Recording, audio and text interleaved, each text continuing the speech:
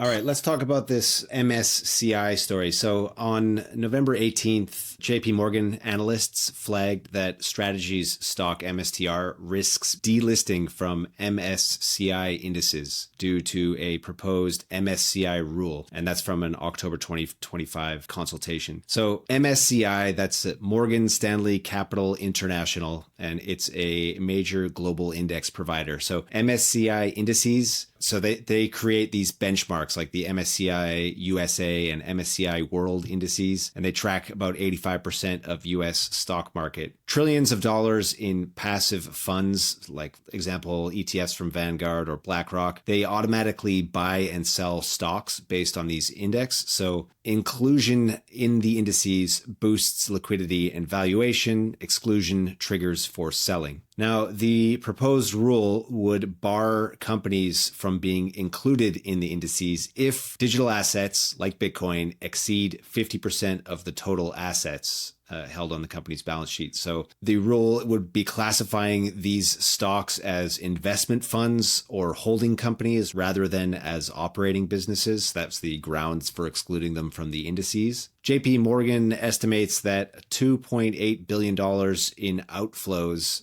would result from MSCI-linked funds being excluded, and up to $8.8 billion in outflows if all the other index trackers follow suit.